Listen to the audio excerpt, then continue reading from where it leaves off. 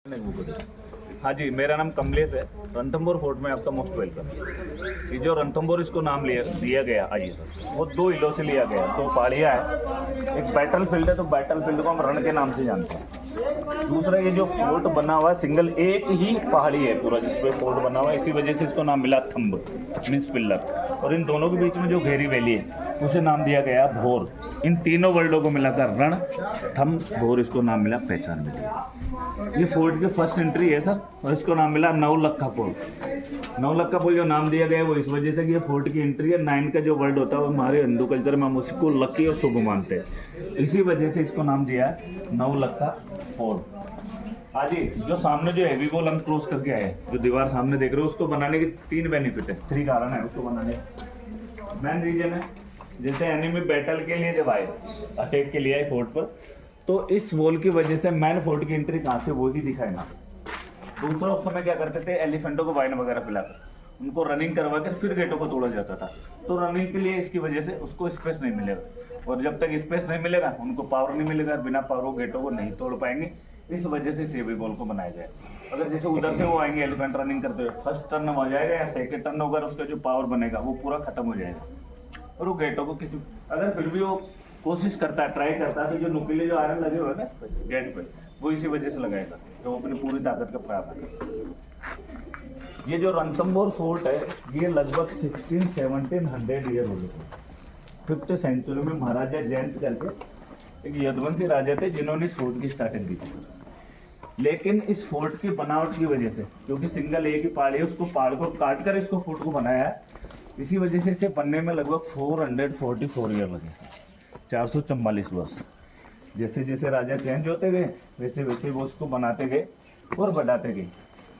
दूसरा, इसका जो ऐसा फोर्ट है राजस्थान का जिसे 9 व्यक्ति फोर्ट कहा जाता है, मतलब बैटल के थ्रू कभी इसे जीता नहीं गया सर। ये चिटिंग से या प्रोमिस वगैरह से या एक दूसरे राजाओं ने शासन किया है। दूसरा, ये ऐसा फोर्ट है कि इसकी बनावट की वजह से ये दूर से भी दिखाई नहीं देता, और उसका जो मेन रीजन है वो है इस फोर्ट के चारों तरफ 84 माउंटेन है। तुम तो रुक जाओ ना, मैं कर रहा हूँ। तो ये 84 माउंटेन से सराउंडेड होने की वजह से ये फोर्ट दूर से दिखाई भी नहीं देता। लेकिन जिस राजा की वजह से, जिस राजवंश की वजह से रणथंभौर को लोग जानने लगे, पहचान मिली, वो है किंग हमीर देव चौहान। और उनके बारे में से कहा जाता है सर कि उनको यहाँ 1282 में राजा बनाया। और जैसे वो राजा बने, उन्होंने प्रण किया था कि जो मेरे यहाँ शरण के लिए आ जाएगा, मैं बिना जाति भाव भेदभाव किए हुए उसको हर संभव मदद करूँगा। और ऐसी घोषणा के बाद धीरे धीरे उन्होंने अपने राज्य को बढ़ाना। हनुमान जी, गणपति जी, शिवा, भैरव, भैरवी, जिस समय इसकी फोर्ट की स्टार्टिंग हुई थी, और वो इस वजह से लगाए जाते हैं कि बनने वाला जो हाउस है उसमें किसी प्रकार की कोई रुकावट, कोई बाधा ना आए। तो जिस समय फोर्ट की स्टार्टिंग हुई थी उसी समय महाराजा जयंत के थ्रू इनको यहाँ पर लगाया गया, तभी से। तो किंग हमीरदेव चौहान जैसे ही शासन आरूढ़ हुए रणथंभौर पर 1282 में, तो उन्होंने धीरे धीरे अपने राज्य को बढ़ाना स्टार्ट कर दिया, और अपने राज्य को बढ़ाते हुए सैन्य शक्ति इकट्ठा करते हुए और दिल्ली की तरफ बढ़ने लगे। तो उस समय जो दिल्ली के बादशाह थे वो थे जलालुद्दीन खिलजी। तो उनको ऐसा लगने लगा कि कहीं ऐसा ना हो कि किंग हमीरदेव चौहान अपनी सैन्य शक्ति बढ़ाते हुए और दिल्ली को भी ना जीत ले। तो उन्होंने उनकी उस बढ़ते हुए शक्ति को रोकने के लिए यहाँ पे 2 बार अटैक किया था, 1290 और 1292 में। लेकिन इस फोर्ट की बनावट की वजह से दोनों ही बार उनको यहाँ हार का सामना करना पड़ा, और वो यहाँ से हार कर वापस दिल्ली लौट जाते। लेकिन जैसे वो दिल्ली पहुँचते, उनके जो भतीजे थे अलाउद्दीन खिलजी, वो अपने चाचा से ही इतना नाराज़ हो जाते रणथंभौर के हार से कि जैसे उनको मौका मिलता है वो धोखे से अपने चाचा को डेथ कर देते हैं, और दिल्ली पर अपने आप को वहाँ का बादशाह घोषित कर देता है। कुछ समय बाद में उन्हीं के कमांडो था जिसका नाम था सरदार मोहम्मद शाह। तो वो उनकी किसी बात से अलाउद्दीन खिलजी नाराज़ हो जाते हैं, और वो उनको पनिशमेंट के तौर पर दंड स्वरूप अपने राज्य से निर्वासित कर देते हैं, वहाँ से भगा देते हैं, और ये घोषणा करवा देते हैं कि ऑल ओवर हिंदुस्तान में जो भी राजा इस मदद करेगा वो मेरा एनिमी माना जाएगा और उसको मेरे साथ युद्ध करना पड़ेगा। तो बादशाह की उस घोषणा से डर कर मोहम्मद शाह सभी जाते हैं, जगह जाते हैं, लेकिन कोई भी राजा उसकी मदद नहीं करता। लेकिन जैसे ही वो रणथंभौर की तरफ रिटर्न आता है और यहाँ आकर जैसे उसे पता चलता है कि यहाँ के जो किंग है उन्होंने ऐसा प्रण किया हुआ है, तब वो उनसे मिलते हैं अपने आने का, जिसे उनको रीज़न बताता है। तो राजा सहर्ष रेडी हो जाते सर।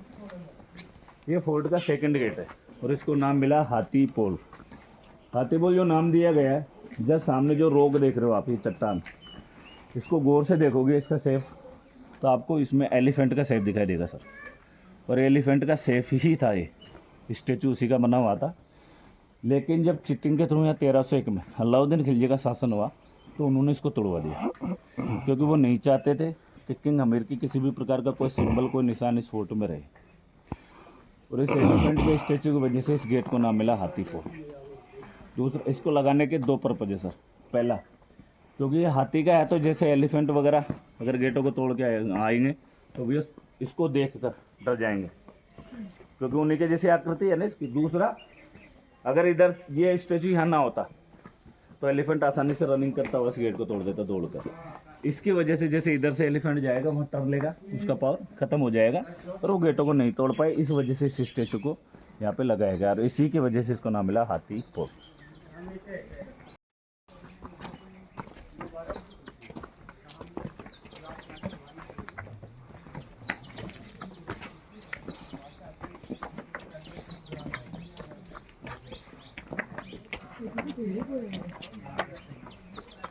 हाँ जी, ये जो सामने जो जालियों के बीच में जो स्टेचू लगा हुआ देख रहे हो आप, ये चीटरमैन था, गद्दार।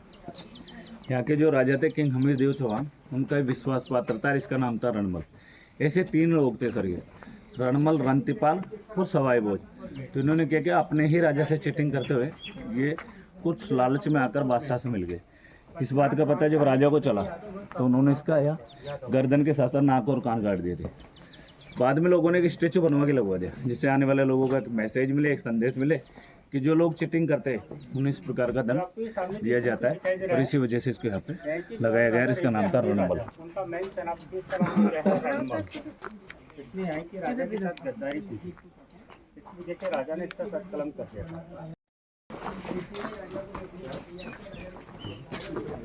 ये सारे गार्ड रूम है सर, ऊपर जो साइड में बने हुए हैं दोनों तरफ।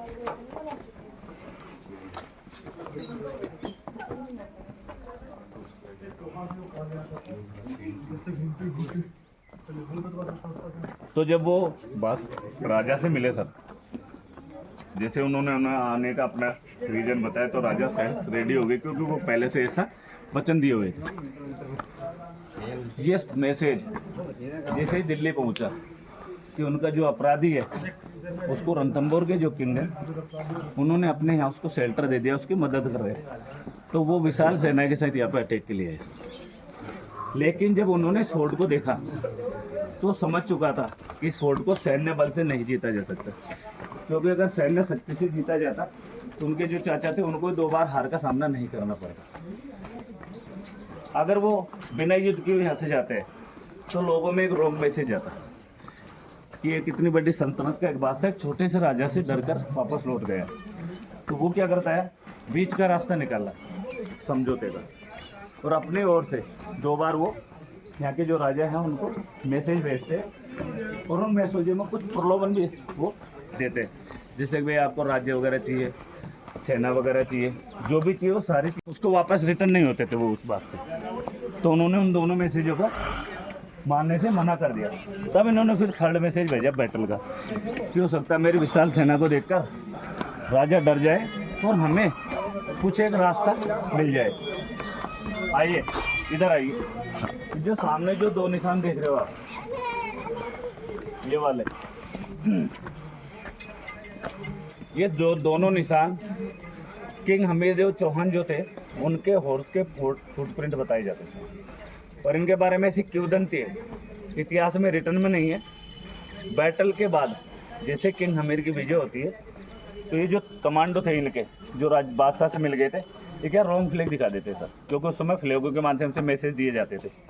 और हमारे यहाँ उस समय एक कल्चर था जोहर का, राजा के हारने के बाद जो रानियाँ वगैरह होती थी वो अपने आप को अग्नि में समर्पित कर देती थी, जिससे कि वो मुगल उनको पकड़कर अपने हरम में न ले जाए और उनके साथ कोई बेविचार, कोई दुराचार ना करे। जब राजा को ये पता चला कि मेरे कुछ कमांडो जो थे उन्होंने रोंग फ्लैग दिखा दिया, तो मतलब रानियाँ अब जोहर के लिए तैयार हो जाएगी, तो वो उनके पीछे आए। सेकंड गेट पे आके एक कमांडो को उन्होंने पकड़ लिया, उसको मारकर जैसे आगे बढ़े, जो 2 कमांडो थे रंतीपाल और सवाईबोज, उन्होंने इस गेट को बंद कर दिया, जिससे कि राजा फोर्ट में ना जा पाए। तब उन्होंने यहाँ कर भगवान शिव से रिक्वेस्ट किया, क्योंकि किंग हमीर देव चौहान भगवान शिव को अपना आराध्य और इष्ट देव मानते थे। तब भगवान ने उनकी उस प्रार्थना से खुश होकर, हैप्पी होकर इस पहाड़ी को कुछ समय के लिए मोम का बनाया और उनके घोड़े को पवन वेग का रूप दिया सर। तो मोम का बना होने की वजह से घोड़े ने पैर टिकाए और पवन वेग की वजह से वो एक ही जंप में, ऐसा कहते हैं, राजा को लेकर अंदर फोर्ट में चला गया। ऐसी एक किंवदंती, एक कथा, किस्सा है, इतिहास में रिटर्न में नहीं है, लेकिन हम लोग ईश्वर को विश्वास करते हैं, मानते हैं, इस वजह से कि ऐसा हुआ। जो सामने देख रहे हो ये वाच टावर है, क्योंकि आज के जैसे उस समय टेक्नोलॉजी हुआ नहीं करती थी, मोबाइल टेलीफोन वगैरह, तो फ्लैग है या फिर जो है मसाल वगैरह वो जला कर वो मैसेज देते। ऐसे सामने उस पहाड़ी पे बना हुआ है वो, और एक फोर्ट का जो एंड, जो लास्ट बाउंड्री पे देख रहे हो फुटप्रिंट मैडम, ये सामने फुटप्रिंट है, वो आइए। राजा के हॉर्स का नाम बादल था। कौन सा है फुटप्रिंट? ये नहीं मैडम, आगे वाले फुटप्रिंट, पीछे वाले फुटप्रिंट है। ये फोर्ट की 3rd नंबर का, हाँ ले लीजिए, ले लो फोटो।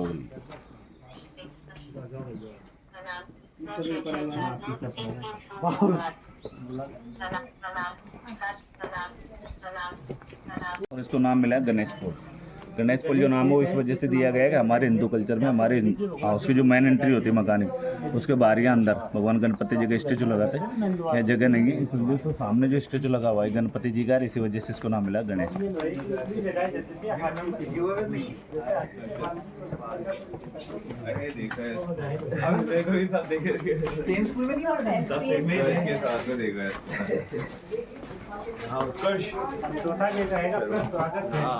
ओके, कहाँ है वो यार उत्कर्ष? पता नहीं किसी की नहीं पता। ये जो राइट में जो देख रहे हो ना सर गेट लगा हुआ, ये सीक्रेट वे है, जिन्हें हम टनल, सुरंग, गुप्त रास्ते कह सकते हैं। जितने भी फोर्ट है सभी में आपको ऐसे टनल ऐसे सीक्रेट वे मिलेंगे। उसके पीछे जो मेन रीजन है इनको बनाने का वो है कि बैटल टाइम है, जैसे सडनली अटैक हो जाता था तो राजा क्या करते थे, अपने जो विश्वास पात्र लोग होते थे उनके थ्रू अपनी फैमिली को, जिसमें लेडीज बच्चा वगैरह होते थे ना सर, वो इन सीक्रेट वैसे इन टनलों से उनको सेफ जगह भेजते थे। और इनका एक्सिट ऐसी जगह होता था जहाँ पे एनिमी आसानी से ना पहुँच सके। लेकिन ये जो फोर्ट है वो ASI के अंडर में आर्कियोलॉजिस्ट ऑफ इंडिया, तो सेफ्टी की वजह से जितने भी सीक्रेट वे टनल्स हैं सभी को बंद करवा दिया गया। क्योंकि जब हम नई जगह जाते थे एक उत्सुकता होती है उस चीज़ के बारे में जानने की। हजारों वर्ष पुरानी बनी हुई है, इनमें जहरीली गैस, कीड़ा वगैरह, मकोड़ वगैरह पनप चुके, तो किसी के साथ कोई हादसा ना हो जाए, कोई दुर्घटना ना हो जाए, इस वजह से सेफ्टी की वजह से जितनी भी टनल्स है सभी को बंद करवा दिए गए।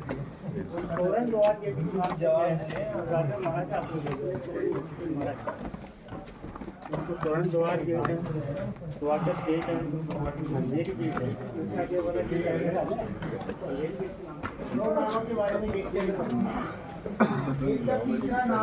ये जो 4th नंबर का गेट है सर, मैंने जो नाम है इसका वो है अंधेरी फोर्ट। वो जैसे हम अंदर चलेंगे इसकी जब विशेषता दिखाई देगी तब उसके बारे में बताएंगे। उससे पहले फिर 2 नाम दिए, पहला है वेलकम गेट या स्वागत द्वार। जैसे राजा युद्ध वगैरह जीत कर आते थे तो टॉप पे जो विंडो देख रहे हो आप, रानियाँ वो खड़ी होकर फ्लोर वगैरह डालकर उनका वेलकम करती थी, फूल वगैरह डालकर, और इसी वजह से एक नाम दिया इसको वेलकम गेट। सेकेंड नाम है तोरण द्वार। हमारे हिंदू कल्चर में शादी से पहले एक रस्म होती है, क्योंकि इसके बाद फोर्ट स्टार्ट हो जाएगा, और ये लास्ट गेट है, तो वो तोरण की रस्म नहीं की जाती थी, इसी वजह से सेकंड नाम दिया इसको तोरण द्वार।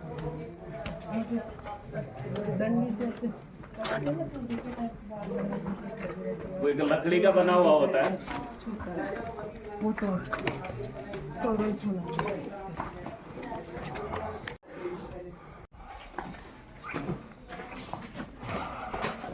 अंधेरी पुल जिसको मुख्य नाम दिया गया है वो फोर्ट के मेन एंट्री इसी तरफ से है, और इसकी बनावट देखिए आप टनल नुमा है। अभी दिन का समय फिर भी काफ़ी डार्कनेस है, अंधेरा है, सनसेट के बाद पूरा ही डार्क हो जाता है, और इसकी इसी बनावट की वजह से इसको नाम मिला अंधेरी पुल। फिर जब हम खड़े होकर देखते हैं तो 3 गेट दिखाई देते, फर्स्ट, सेकेंड एंड थर्ड। इसके आगे उस समय बहुत गहरी वैली बनाई हुई थी, और वो एनिमी को कन्फ्यूज करने के लिए। वो मैन फोर्ट में इंटर नहीं होकर बिल्कुल सामने हो गया। तो उस वैली को क्या करते थे, वो घास फूस पत्तों से कवर करके रखते थे, जिनके सामने एनिमी आ नहीं पाता। और यहाँ भी एक डोर हुआ करता था, तो जैसे इसको क्लोज करोगे आप तो ये ओपन हो जाएगा, और इसको ओपन करोगे तो ये क्लोज हो जाएगा। तो उस डोर को ओपन करने के बाद जैसे इसको ओपन करते ये ऑटोमेटिक क्लोज हो जाता था, और उनका जो डायरेक्शन बिल्कुल सामने की ओर रहता। जैसे एनिमी आगे बढ़ता उस गहरी वैली में चला जाता था। तो एनिमी को कंफ्यूज करने के लिए इस प्रकार से इसको बनाया गया, इसी वजह से एक और नाम दिया गया इसको कंफ्यूजन।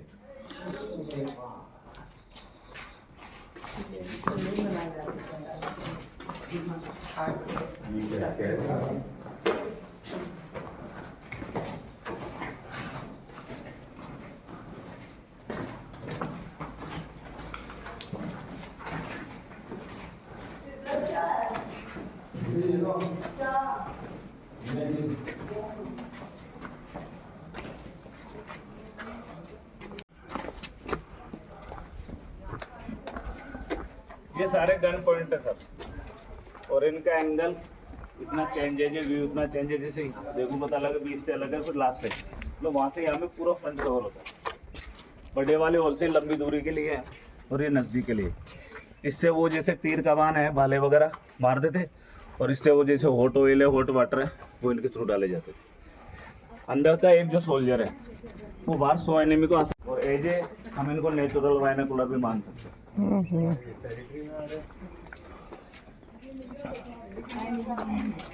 ये रणथंभौर फोर्ट हेरिटेज साइट भी है मैडम, अभी 2013 में इसको यूनेस्को ने अडॉप्ट कर लिया, काफ़ी कुछ इसमें रिनोवेट भी हुआ। फोर्ट है वो साइड का बना हुआ एरिया के आकार का, और ये एरिया के हिसाब से 3rd नंबर का फोर्ट है राजस्थान का। इसका जो एरिया है वो 7.5 किलोमीटर फैला हुआ है, और इसी के अंदर ये 5 लेक है। इस फोर्ट के अंदर वाइल्ड लाइफ की अलग है, और हमने यहाँ से स्टार्ट किया, अभी हम यहाँ पे यहाँ से ऐसे राउंड मारते हुए लास्ट पॉइंट हमारा एक गणेश टेम्पल। तो जैसे हमने 4 गेट क्रॉस किए, वैसे ही चारों दिशाओं में भी 4 गेट थे उस समय। फर्स्ट हो गया आपका नवलखा पोल, सेकंड हो गया दिल्ली गेट, थर्ड है सतपुर, और लास्ट है वो सूरज पोल। लेकिन जो पूरा एरिया सफारी पार्क का होने की वजह से, सेफ्टी की वजह से इन तीनों को बंद कर दिया गया, और फोर्ट में एंट्री केवल नवलखा पोल से रखी गई। ये 2 लेक हम देखेंगे।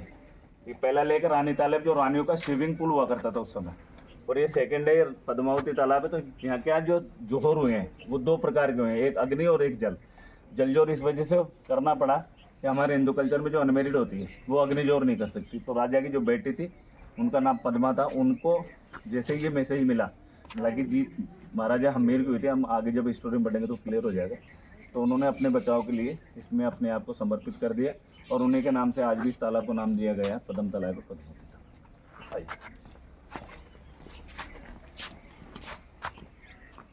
तो जब अलाउद्दीन खिलजी ने जब 3rd मैसेज भेजा इनको, राजा को, युद्ध के लिए, जिससे कि राजा हो सकता है उनकी विशाल सेना को देखकर डर जाए और समझौते के लिए वो तैयार हो जाए, और उसमें उनको कुछ रास्ता मिल जाए, अगर हाँ मिल जाए। तब किंग अमीरदेव चौहान ने उनके जो विश्वास पात्र 3 कमांड होते, सेकंड गेट पे जिसका हमने हेड दिखा, रणमल, रणतीपाल, सवाई घोष, इन तीनों को अपनी ओर से बैटल का मैसेज लेके बादशाह के पास में भेजा था। जैसे ही ये तीनों वहाँ पहुँचे, बादशाह ने जब इनको देखा तो वो काफ़ी हैप्पी हुआ, क्योंकि वो समझ बैठा कि राजा डर चुका और मेरी बात को उसने मान लिया है। लेकिन जैसे वो तीनों को अंदर लेके गए शिविर में, वहाँ ले जाकर जब उनका मान सम्मान मनोबल किया गया, और जब जैसे उनसे आने का रीज़न पूछा, और जब उन्होंने बताया कि हम आपको किंग अमीर की तरफ से बैटल का मैसेज देना है, तो उसकी जो प्लानिंग थी ना सारी, वो उसको फिनिश होती लगी सर। तब उसने क्या किया, उन तीनों को अपनी ओर मिलाने के लिए उनको प्रलोभन लालच देना स्टार्ट किया। तो वो किसी भी लालच में नहीं आए, तो सबसे बड़ा लालच होता है सर राज्य का। तो उन्होंने कहा कि आप ऐसी कोई प्लानिंग बनाई करिए, ऐसी योजना बनाओ जिससे कि हम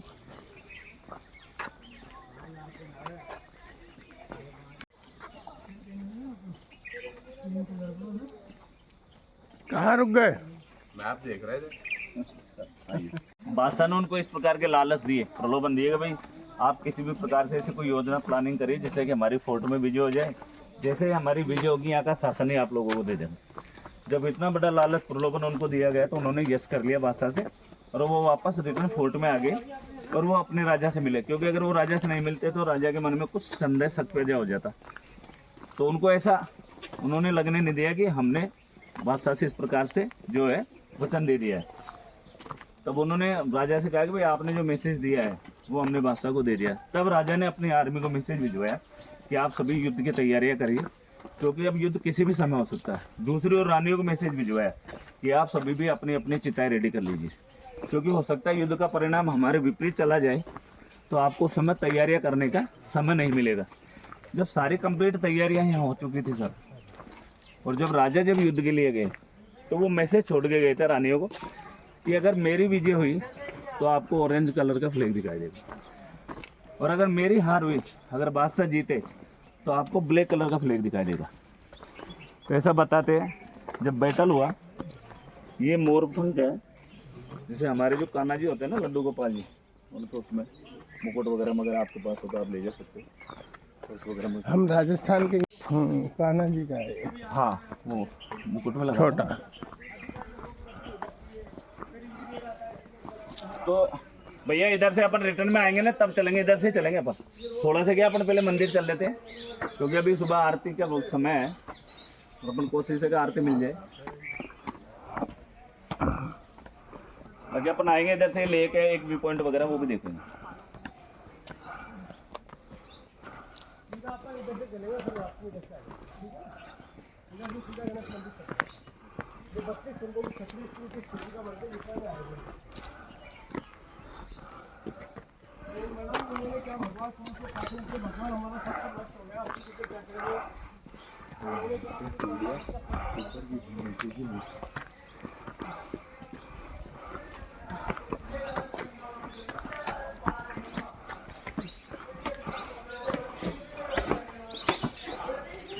ये थर्टी टू पिलर अम्ब्रेला है सर। 32 के जो फादर थे महाराजा जयत्र सिंह जी, उनका 32 वर्ष का शासन रहा।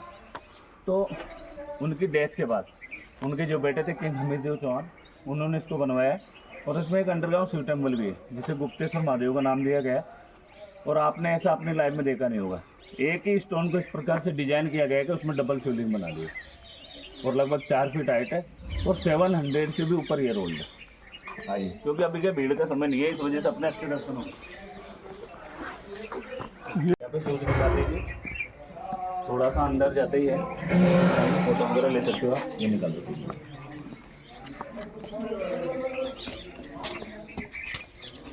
यहीं पर मैंने निकाला।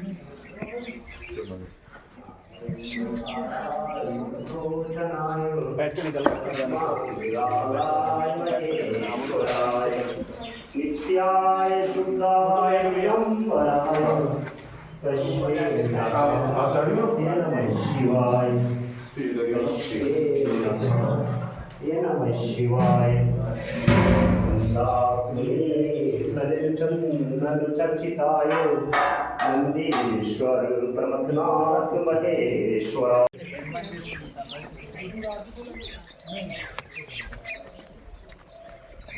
जो सामने जो बना हुआ देख लो आप, ये है अधूरा सपना।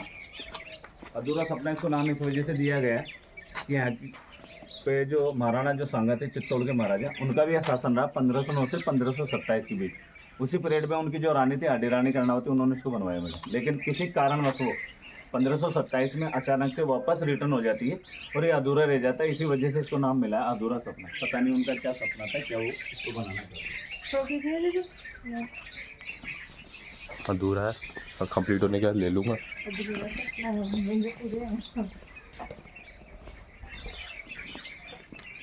फोटो नहीं ले रही थी इंस्टाग्राम डालोगे तो अपने आप बन जाएगी।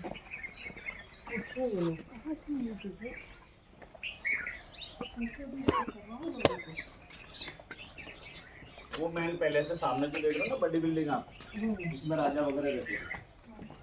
अभी बंद है। हाँ, ये क्या है मैडम, अंदर से बिल्कुल टूटा हुआ है। वैसे 7 स्टोरी का बना हुआ, 7 माले का है। 4 स्टोरी इसमें बेसमेंट में है और 3 स्टोरी इसमें ऊपर है, लेकिन ये पूरा डैमेज होने की वजह से लोगों की इसमें एंट्री अलाउ नहीं है। लेकिन कुछ हिस्सा इन्होंने रिनोवेट किया है। आने वाले समय में इनकी ऐसी प्लानिंग है विभाग की, SIT की, इसको कंप्लीट रिनोवेट करके और लोगों के लिए म्यूजियम वगैरह बनाकर इनको ओपन किया जाए। हमारे यहाँ तो राजा रहता है। नहीं वो ऐसा है मैडम, ये जो रणथंभौर जो क्या है पर्टिकुलर किसी राज परिवार के अंडर नहीं रहा लास्ट में जाके। इसको क्या 1559 में जब यहाँ अकबर का शासन हुआ था तो उन्होंने क्या किया, गिफ्ट के तौर पर मान सिंह जी जो उनका सेनापति था, जयपुर के जो राजा थे, उनको गिफ्ट कर दिया गया। तो इस वजह से जब ये देसी रियासतें जिनका जब एकत्रीकरण हुआ तो जो ऐसी जो बची हुई जो बिल्डिंग्स ऐसे फोर्ट वगैरह थे उनको गवर्नमेंट ने अपने अंडर में ले लिया। तो 1964 को इस पर SI ने अपने अंडर में ले लिया, क्योंकि पर्टिकुलर किसी राज परिवार का नहीं था ना इसमें। वो मेन बिल्डिंग है सर जिसमें राजा वगैरह रहते हैं। उस 7 माले का है, 7 स्टोरी का है, ऐसा बताते 4 स्टोरीज में बेसमेंट में है और 3 स्टोरीज में ऊपर में। बाकी पूरा अंदर से डैमेज होने की वजह से लोगों के एंट्री इसमें अलाउड नहीं है। बाकी कुछ हिस्सा जैसे उस तरफ का जो देख रहे हो आप, कुछ हिस्सा इसका रिनोवेट हुआ है। आने वाले समय में से प्लानिंग है इनकी, इसको कंप्लीट रिनोवेट करके उस समय जो इतिहास वगैरह वो सारी चीज़ें अभी भी इसके अंदर। जैसे बराबर में जो देख रहे हो जो खंडर टूटा फूटा, ये क्यों पैलेस था, लेकिन जो जोहर हुआ वो इसी में हुआ। जोहर में क्या होता था, आग जलाई जाती थी तो उस वजह से पूरा खंडर हो गया और अब इसको जोहर पैलेस नाम से जाना।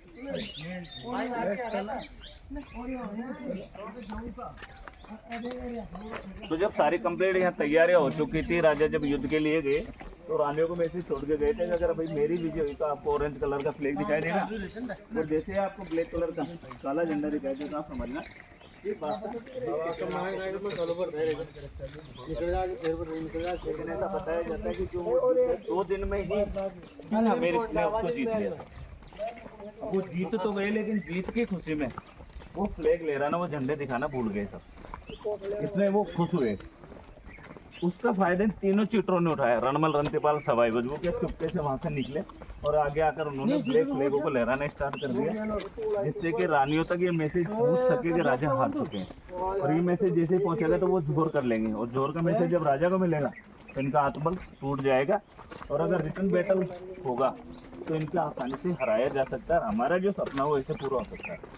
लेकिन वह जस्ट इसका उलट, जैसे ही ये पता ये मैसेज राजा को मिला तो राजा उनके पीछे आए, और सेकंड गेट जो हाथीपोल हमने क्रॉस के जहाँ पर राजगीर स्टेचू लगा हुआ है रणमल का, वहाँ जैसे ही वो तीनों आए राजा भी उनके पीछे पीछे वहाँ पहुँच चुके थे। तो जैसे राजा को देखा ना उन्होंने तो रणतीपाल और सवाई भोज नाम के कमांडो राजा से डरकर गणेश पोल की तरफ आ गए।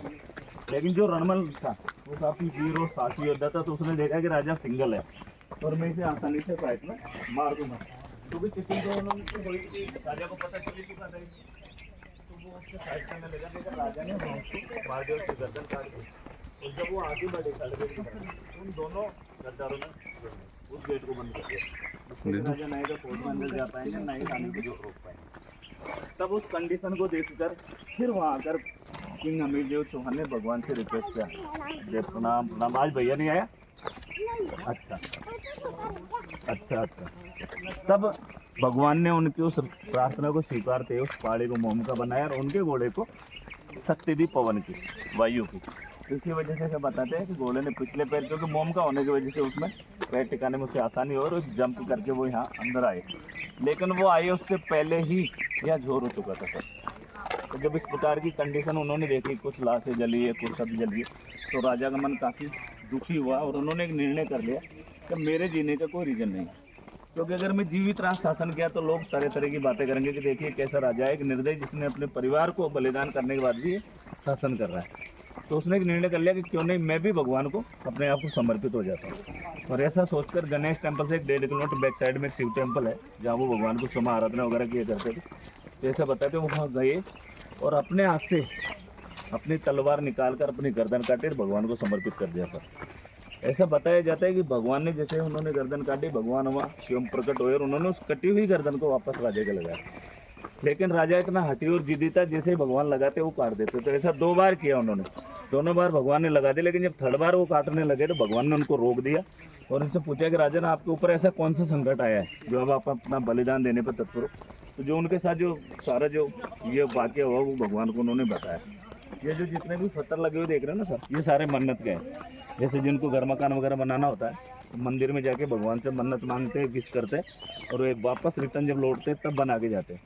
और इनके बारे में ऐसा बताया जाता है कि बने हुए को तोड़ना नहीं होता, अलग से एक्स्ट्रा जो पत्थर उनको कलेक्ट करके उनसे बनाया जाता है। लोगों को ऐसा विश्वास है कि वो जो मन्नत है विषय 101% पूरी होती है। ये वो तालाब है जिसमें किंग हमीर की जो बेटी थी जिन्होंने जलजोर किया था, और उन्हीं के नाम से इसको नाम दिया गया पद्म तालाब है पद्म।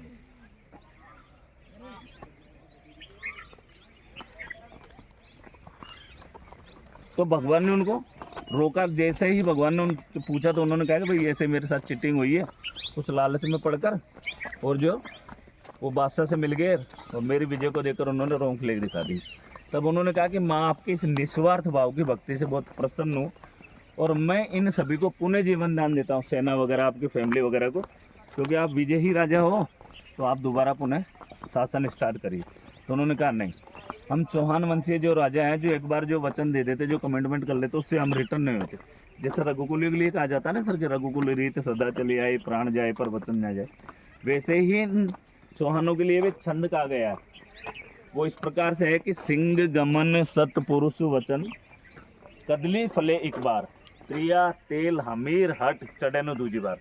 उसका जो भावार्थ है सत्युग के लिए सर, तो जो सिंह होता है वो अपनी लाइफ में एक ही बार मीटिंग करता है। वैसे हमारे जो ऋषि मुनि हैं, संत पुरुष हैं, बड़े जो ऋषि हुए हैं, उन्होंने जो वाणी जो वाक्य शब्द कह देते उसको रिटर्न वापस नहीं लेते। वैसे एक कदली मीन्स जो केला होता है उसमें एक ही बार फल आता है, फिर उसको काटना होता है सर।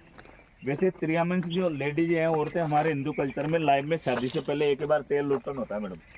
तो उन्होंने कहा जिस प्रकार ये सारे घटनाओं की पुनरावृत्ति नहीं होती, वैसे हम जो चौहान वंशीय राजा जो एक बार जो वचन देते थे उसको हम रिटर्न वापस नहीं लेते। और ऐसा कहकर उन्होंने थलवार अपनी गर्दन काटी और भगवान को समर्पित कर दिया, और भगवान ने उसको स्वीकार भी कर लिया।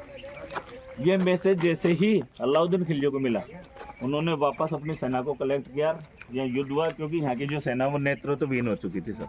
तो उन्होंने इस प्रकार चिटिंग के थ्रू मंगलवार 3 जुलाई 1301 में चौहान साम्राज्य का अंत हो गया, और अलाउद्दीन खिलजी का यहाँ पे इस प्रकार चिटिंग से शासन हो गया। तो जो दोनों कमांडो थे, रणतीपाल और सवाई भोज, जो अब तक राजा से डरकर छुपे हुए थे, जैसे उनको पता चला, वो बादशाह के पास में आए और उनसे कहा कि भाई हमने जो आपसे प्रॉमिस किया वो पूरा किया, अब आप भी अपना प्रॉमिस पूरा करिए और हमको यहाँ का शासन दीजिए। तब उन्होंने कहा कि जिस राजा के साथ आप वर्षों से हो, जब तुमने उन्हीं के साथ चिटिंग की तो हम कैसे विश्वास कर ले कि तुम हमारे साथ नहीं करोगे आने वाले समय में। और ऐसा कहकर उन्होंने उन दोनों को मृत्युदंड दे दिया। तो एक को तो हम यहाँ खुद इनका अपने राजा ने मार दिया, दोनों को उन्होंने मार दिया। तो इस वजह से वो कहा जाता है ना मैडम कि लालच बुरी बला होती है।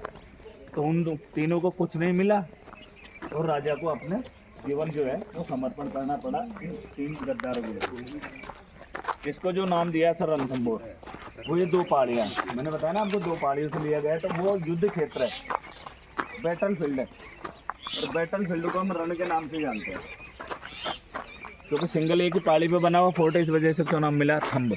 और बीच में जो गहरी वैली देख रहे हो उसको नाम मिला भोर। तो रण थंब भोर इसको नाम मिला, पहचान मिली। और जो मैंने आपको जो चारों दिशाओं में गेट गिनाए ना इसमें, जैसे एक तो हम नवलख का पोल है, एक वो सामने देख रहे हो सतपोल गेट है। हाँ, थोड़ा सा इसको हाइट पे लोगों को दिख जाएगा। ये बैक साइड का है, और ये जो आर्मी वगैरह रहती थी ये उनकी बैरक है, सामने भी देखिए। एक जस्ट सामने है वो सूरज पोल है, और इस तरफ पीछे की तरफ जिसका मुख दिल्ली की और इस वजह से इसको नाम दिया दिल्ली का, और इसका नाम मिला सतपुर। लेकिन ये चारों तरफ का जो एरिया सफारी पार्क का होने की वजह से तीनों को बंद कर दिया गया। ये जोन नंबर 1 से जोन नंबर 2 है। एंट्री इधर से है, जिप्सी वगैरह इधर से आती है सर। कैंटर्स वगैरह वो सामने है ना जहाँ पे आपने गाड़ी पार्क की, क्योंकि रास्ता थोड़ा सा ये क्या छोटा है। तो कैंटर उधर से आते हैं, जिप्सी इधर से आती है। पहले कैंटर जिप्सी उधर से आते थे, ये तो बाद में इसको थोड़ा ठीक कर दिया गया। पहले परिक्रमा मार्ग हुआ करता था उसमें, आज भी है, लेकिन आज क्या है उसको थोड़ा शॉर्ट कर दिया। वहीं से एंटर होते लोग। अभी 5 नवंबर को है वो परिक्रमा, महीने में एक ही बार फेरी होती है भगवान गणपति की। तो वहाँ से लोग एंटर होते हैं, पूरे ऐसे फोर्ट के राउंड मार के फिर आते हैं। अब इसको थोड़ा सा इन्होंने बड़ा कर दिया, तो जिप्सिया तो इसमें जो है वो निकल जाती है, लेकिन जो कैंटर होता है ना सर, उनके लिए थोड़ा गैप कम है, तो वो उधर से आते हैं। तो ये इधर से पूरा जो आगे बढ़ेंगे ना आप, वो जोन नंबर 2 का है, सामने का है वो 3 का है, और उसके सामने जो पहाड़ियाँ है, अभी हम जो भी पॉइंट देखेंगे तब मैं बताऊंगा। वहाँ उसके पीछे वो है 4, 5 1 पीछे है। 1 की और 2 की एंट्री वहीं से, जैसे इस तरफ जाओगे आप राइट की तरफ तो 1 में चले जाओगे, लेफ्ट की तरफ आओगे तो 2 में आ जाओगे। तो 1 से 5 तो इस तरफ है, 6 से 10 है वो ओल्ड सिटी सवाई माधोपुर की तरफ से है सर। 10 जोन है वैसे इसमें टोटल। तो ये तो वहाँ हमारा फोर्ट का। मैं थोड़ा सा भगवान गणपति जी के बारे में बता देता हूँ। तो ये हनुमान जी का मंदिर है।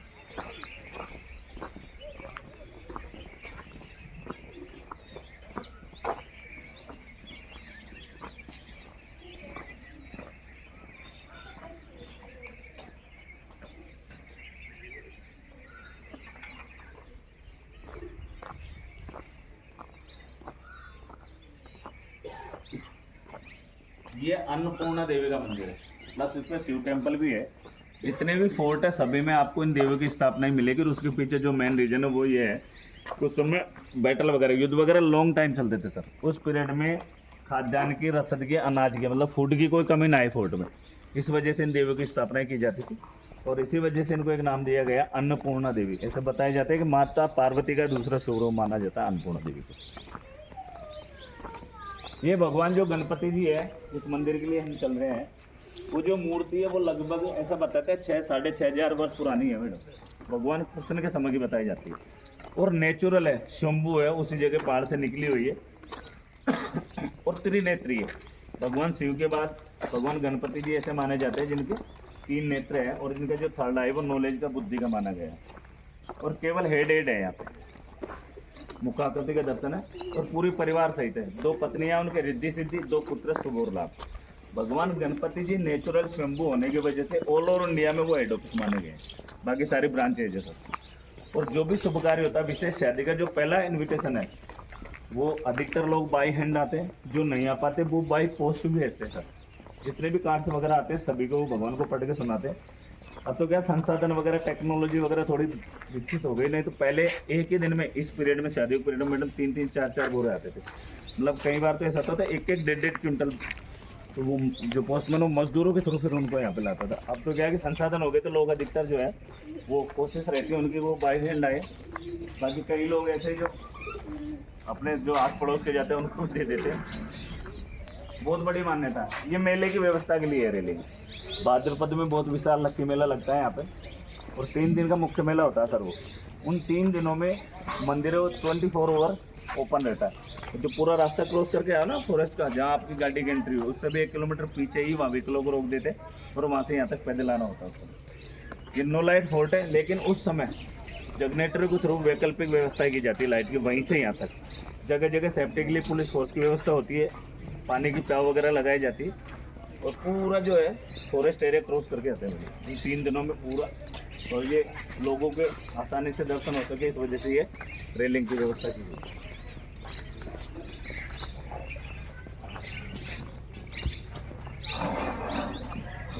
बस ये एंड पॉइंट आ गए। हाँ, मंदिर आ गया था। नहीं, मैं तो आया था और गाइड भी आप ही को लिया था। मुझे आप ही गए थे मेरे साथ। कहाँ से आए हो सर आप? मैं तो जोधपुर से आया हूँ, मगर अपने ग्रुप में आए थे एयरफोर्स के। अच्छा ग्रुप, हाँ एयरफोर्स के ग्रुप में। सर लड्डू वाला वो ले जाओ गणेश जी महाराज का। तब भी गाइड आप ही गए थे, पड़े हैं ना हमारे पास तो वीडियोस उस जमाने के।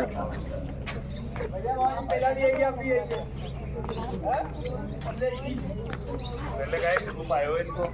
ऑरेंज कलर का कुर्ता पजामे का एक पूरा ग्रुप था। सही है। 24 जने एक ही उसमें थे। ये सामने मंदिर है सर। सूज वगैरह आराम से निकालिए, हाथ वगैरह धो लीजिए। प्रसाद लेना चाहो ले सकते हो, नहीं लेना वो आपकी इच्छा पे है। अभी आरती होगी, भगवान की पहली आरती अभी होगी, मंगला आरती जो होती है ना। वो यहाँ क्या कि टाइमिंग वेदर के हिसाब से चेंज रहता है। तो आराम से बैठ लो, सूज से निकाल लो, हाथ धो लो।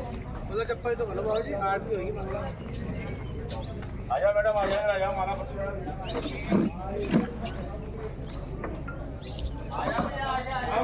आराम से चेयर लीजिए, चेयर पर बैठ ले दूध है?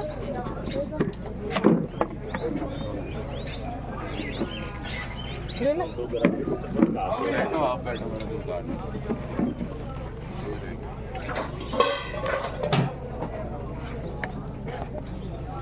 आया बहन जी, आगे आयो।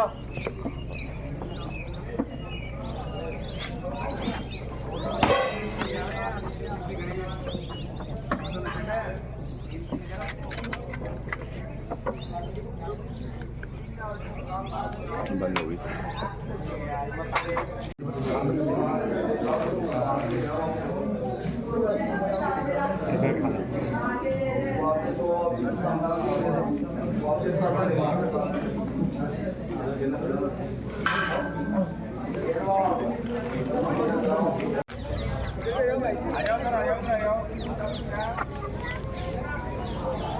आगे ले जाओ, आगे उनको उधर दे दो टेबल पे, थोड़ा इधर डाल दो।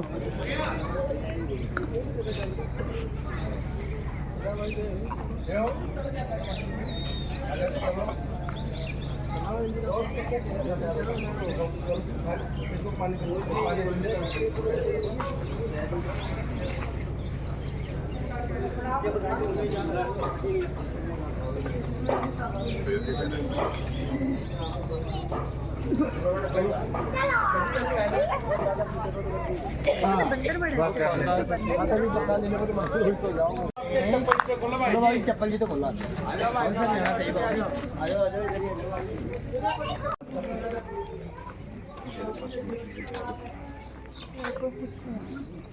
है ना ये लगा दे।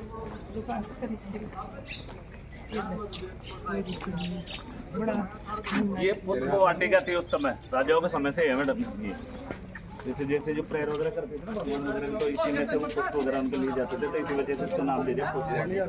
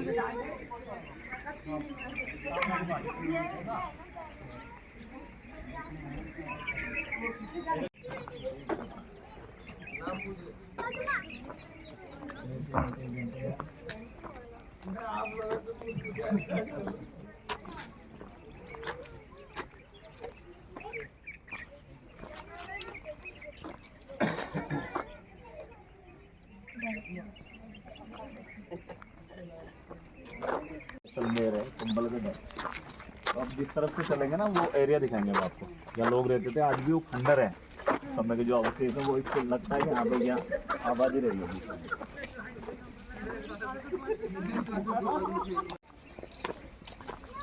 की कमी है।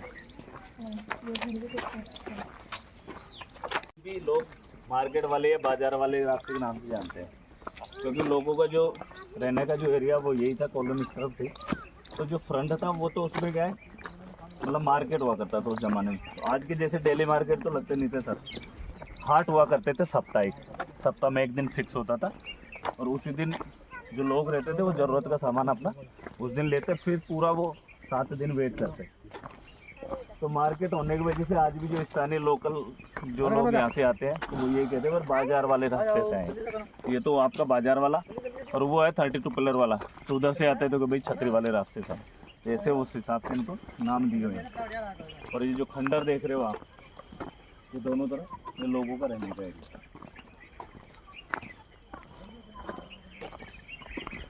तो ये तो हमारा फोर्ट और मंदिर में थोड़ा सा वाइल्ड लाइफ के बारे में आपको बता देता हूँ। रणथंभौर जो नेशनल पार्क है, सफारी की दृष्टि से इसको 10 जोनों में डिवाइड किया हुआ है। 1 से 5 की एंट्री इसी तरफ से, 6 से 10 है वो ओल्ड सिटी सवाई माधोपुर की तरफ से। और जो फॉरेस्ट की काउंटिंग है उसके हिसाब से इसमें 70 से 75 6 के समथिंग टाइगर माने जाते हैं अभी वर्तमान में, जिनमें मेल फीमेल और कप टोटल मिलाकर 4 फीमेल ऐसी हैं जिनके 3-3 कप्स हैं। जोन नंबर 1 सुल्ताना जिसको नाम दिया हुआ है, जोन नंबर 2 है उसमें एरोहेड के नाम से है, और जोन नंबर 3 और 5 इसमें एरोहेड की ही बेटियां हैं, रिद्धि और सिद्धि। अभी हम जोन नंबर 3 ऊपर वो लेक वगैरह देखेंगे तब मैं आपको वो एरिया दिखाऊंगा। तो पहले इनको क्या है, नंबरिंग दी हुई थी, जैसे 20 है, 25 है, 55 है, 120 ऐसे। बाकी एक टाइग्रेस ऐसी हुई है यहाँ पे जिसका नाम शायद आपने भी सुना होगा, मछली। तो उसने मतलब इस रणथंभौर को इतनी वो कहते हैं ना एक तरीके से फेमस किया सर। जो ट्रैक पे आती थी ना तो ट्रैक को छोड़ती नहीं थी, और जैसे हम लोग फ़ोटो शूट करवाते हैं ना, वैसे अलग अलग एंगल से वो फ़ोटो शूट करवाती थी। और उस मछली की वजह से ये जो नामों की परंपरा हुई है ना सर, तभी से स्टार्ट हुई है। और उसका जो जो नाम दिया गया, उसका जो मेन रीज़न है वो उसके हेड के ऊपर फिश का टैटू था सर। जब इन लोगों ने देखा, फॉरेस्ट गार्डों ने, तब उसको वो नाम मिला मछली। और वैसे जो फॉरेस्ट की जो उसके हिसाब से इनकी जो एज होती है ना, वो 13-14 ईयर की मानी जाती है सर। बाकी वो 19 ईयर्स रही। 2016 में जाके उसकी डेथ हुई। और उस पीरियड में उसने लगभग 16 जो है वो कप्स को जन्म दिया, जिसमें से 13 तो फीमेल ही थी और 3 मेल था। मतलब टोटल है अभी उसका ये मानिए कि 20 से 30% के समथिंग जो टाइगर है वो उसी फैमिली को बिलोंग करते। आइए आने दो। तो वो क्या है कि सर, जब उसकी इस प्रकार की एक्टिविटी देखी ना टूरिस्टों ने, तो एक ग्रुप आया था उस समय। तो उन्होंने जब वो नेक्स्ट आए वापस जैसे, तो वो क्या परमिशन लेके आए थे वहीं से दिल्ली से उसके ऊपर डॉक्यूमेंट्री बनाने के लिए। तो वो उस समय का ही है वो घटना। वो क्या एक शिकार को दौड़ा कर लेके आती है। तो शिकार क्या उसमें लेक में चला जाता है और वो बाहर ही उसका इंतजार करती, वेट करती कि जैसे बाहर आएगा मैं इसको अपना शिकार बना लूँ। लेकिन होता क्या है कि उधर से एक क्रोकोडाइल आ जाता है 10-12 फीट का लेक के अंदर से, और वो उसको पकड़ लेता है। तो वो देखते हैं कि शिकार वो लेके आई है, इतनी मेहनत की रही है, आसानी से अपना शिकार बना जाता है। इसे बताते हैं वो वहाँ जाती है अंदर पानी में और उस क्रोकोडाइल को मारकर उस शिकार को वो बचा लेती है। मतलब तो उसमें ऐसा बताते हैं उसके जो दांत होते हैं आगे के 2, वो उसमें डैमेज हो जाते हैं। और हंटिंग में वो जो 2 दांत है वो बहुत मतलब वो एक स्ट्रॉन्ग रहते हैं, इस वजह से आसानी रहती। तो वो उसके टूटने के बाद में लास्ट में जाके तो उसकी कंडीशन होगी सर कि उसको ये रेडी करके मटन वगैरह डाल देते। जब उसकी उम्र हो गई ना लगभग 18 साल की होने के बाद से उसकी कंडीशन ये होगी कि वो शिकार नहीं कर पाती थी। तो वो उनको और उसको मछली को जो है उसी की वजह से उसको क्यों रणथंभौर का भी खिताब दिया हुआ है। रणथंभौर की रानी थी एक तरीके से वो। और जब ट्रैक पाती तो ट्रैक को छोड़ती नहीं थी।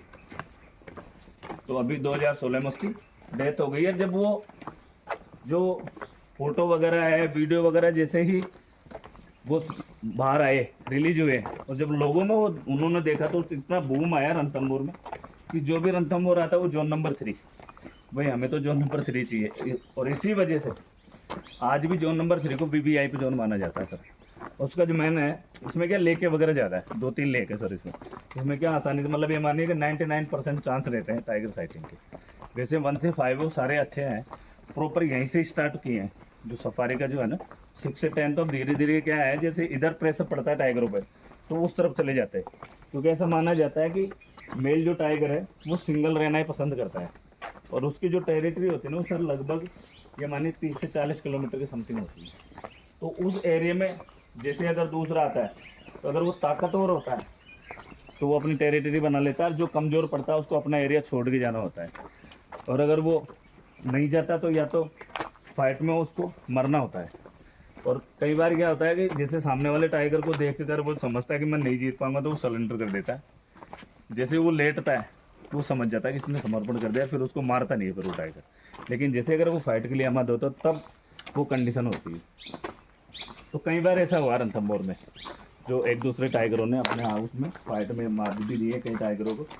लेकिन ये रणथंभौर ऐसा बताते हैं कि ये टाइगरों के ग्रोथिंग के लिए बहुत अच्छा है। यहाँ का जो एनवायरमेंट है ना वो धीरे धीरे संख्या जो उनका, और यही कारण है यहाँ से 2-3 जगह शिफ्ट भी किए, जैसे सरिस्का वगैरह है।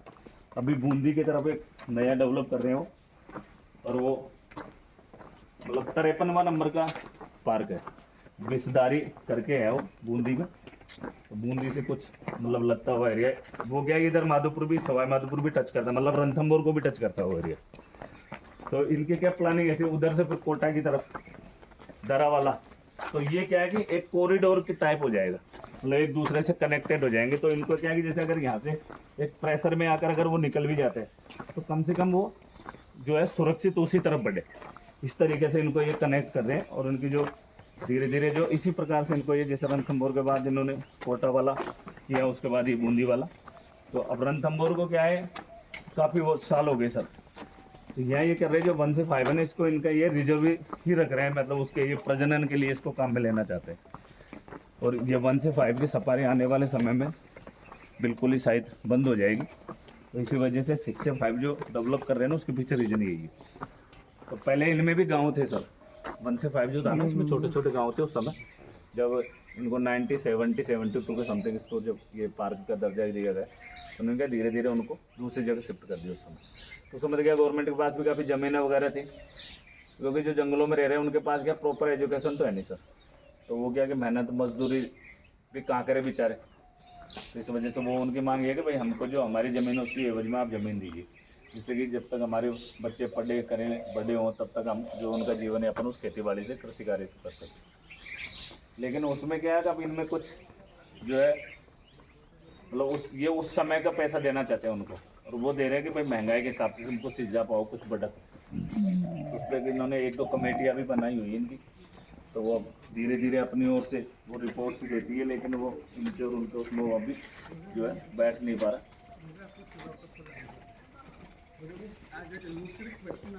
हाँ जी, कहाँ रह गई थी?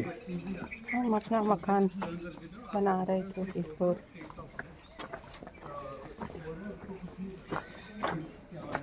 बनाया छोटा सा?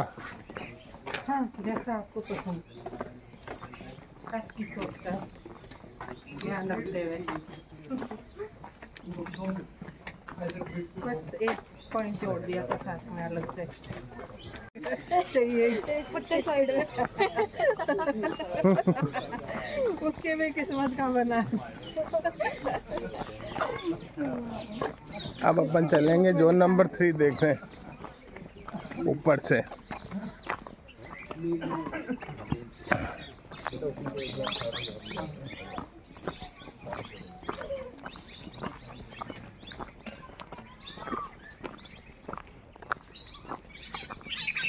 अरे भले ही सब जगह काम होते हैं, हमारे उधर रहेगा तो हमारे छोटे मोटे काम चलते रहेंगे।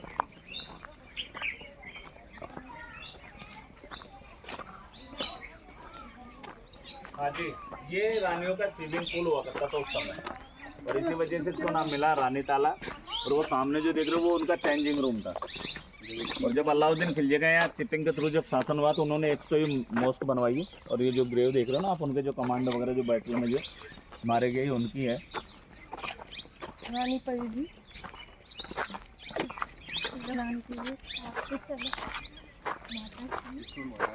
उसमें जा सकते हैं, इसमें नहीं जा सकते। पूरे यहाँ से जो दिल्ली गेट बताया ना मैडम, तो यहाँ से एंट्री लगभग 1.5 किलोमीटर के समथिंग यहाँ से दूरी है उसकी।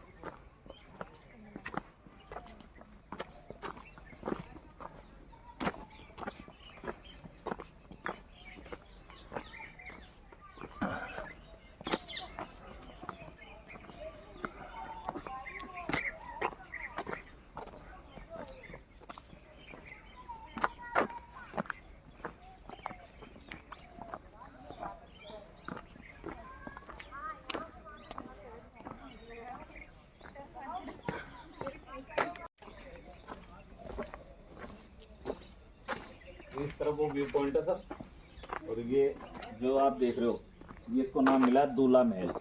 उस समय मैडम जो शादी वगैरह होती थी ना राजाओं के, तो वो क्या लंबे टाइम चलती थी, 15 दिन 20 दिन ऐसे कार्यक्रम चलते, तो उस पीरियड में मेहमान वगैरह जो गेस्ट वगैरह आए उनको किसी प्रकार की कोई असुविधा ना हो, इसी वजह से एक बिल्डिंग बनाई उसको नाम मिला दूल्हा महल। तो अब इसका भी रिनोवेशन का चलेगा, इसी वजह से जो मेटेरियल वगैरह डला हुआ है थोड़ा सा इधर से साइड से एक व्यू पॉइंट है बहुत सुंदर।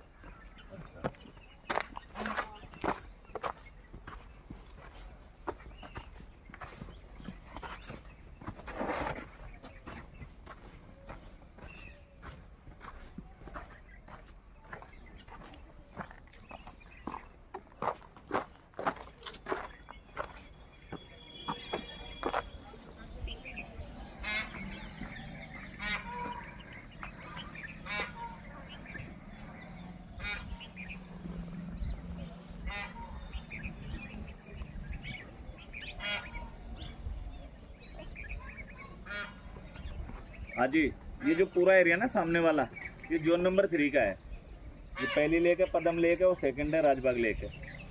और ये जो सामने हिल देख रहे हो उसके बैक साइड में 4-5 है सर। 2 का जो है जिप्सी पीछे से जाती है, कैंटर यहाँ से जाके रहते हैं उस तरफ से, वो वहाँ से डाइवर्टर रूट मछली का एरिया 1 पीछे से है। और वो जो गेट है उसको नाम मिला जोगी मेल गेट। और एक बहुत फेमस एक गेस्ट हाउस है जोगी मेल, जिसका आपने भी नाम सुना होगा। सामने जो पेडो के जोरुमना में देख रहे हो ना सर, वो ये पहले हंटिंग पैलेस था, लेकिन इन्होंने इसको मॉडिफाई करके फॉरेस्ट वालों ने इसको गेस्ट हाउस बना दिया। तो जिस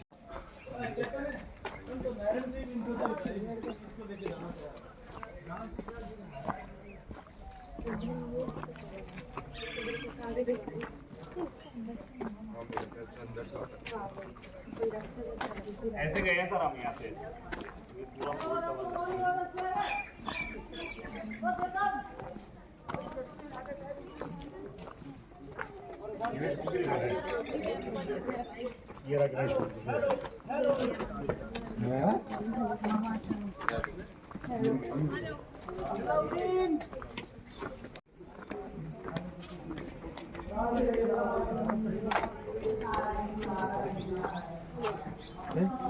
पूरा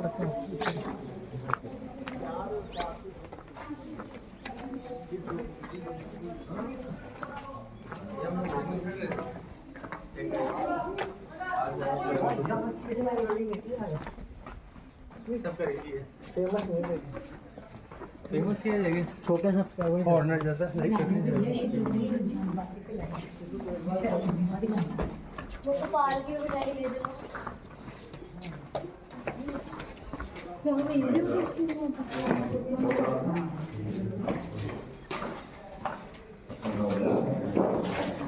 इधर आवाज पहुंचेगी इसलिए। जो मैं इको सिस्टम चेक कर रहा था।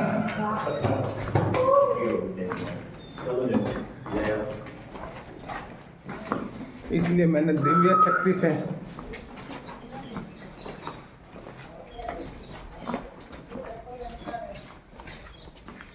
पास दरवाजा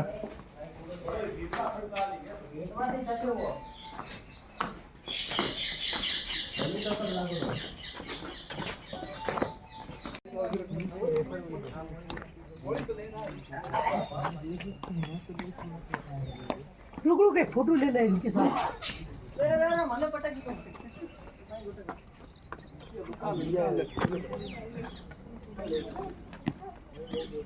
घोड़ा निशान कड़ा है ला रहे हैं नहीं मोड़ी कटा ले लो नहीं ले गया ऊपर। अरे मैं बताऊं आठू वीडियो नहीं जितो वो आई के वो पट्टी ना लो झपटा मारा ना लो मोड़ी दे रहे हो वो तो नहीं। मोड़ी कौन सा है भाई जी मैं टेलर में देखे भाई जी हां कौन नहीं ले गया लातू खावे तो यार फोन भी ना तो दिक्कत हो जाएगी। हां भैया अल्लाह चेतन गियो नजारा तो देख। अल्लाह आ गया